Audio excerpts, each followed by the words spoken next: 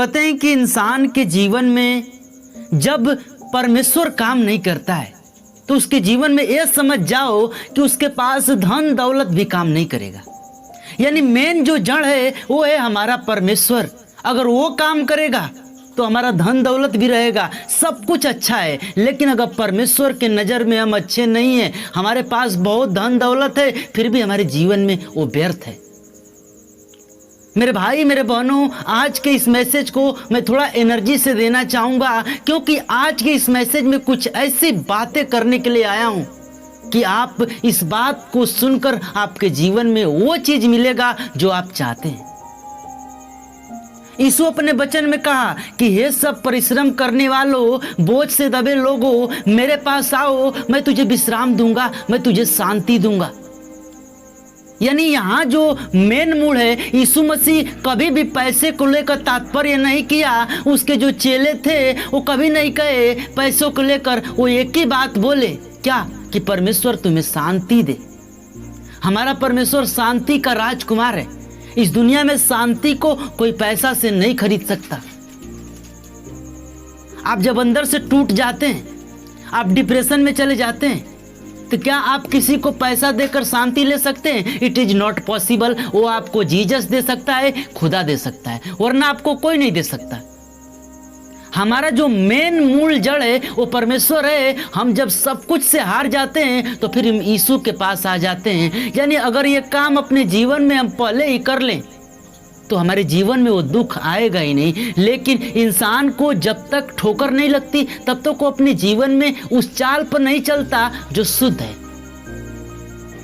कहा जाता है कि एक लड़का छोटा जब होता है ना, उसको बार बार आप बोलोगे उधर मत जाओ बेटा, आ गए, लेकिन वो नहीं मानेगा। लेकिन एक बार जलेगा फिर वो वापस उधर जाने वाला नहीं है। हमारा परमेश्वर हमको बार बार चेतना देता है कि हमको शैतान की बातें नहीं सुनना है, हमको अपने जीवन में गलत काम नहीं करना है, बेविचार से नहीं देखना है। लेकिन हम कहाँ मानते, हम तो पाप करने में बहुत अच्छा होता है। और जो हमारा सब लोग साथ छोड़ देते हैं और परमेश्वर भी साथ छोड़ देता है तो फिर हम रोते हैं। लेकिन वही रोते हैं तो वही हमारा परमेश्वर प्रार्थना नहीं सुनता। हम अपने जीवन में वो गलती को कर दिए होते हैं।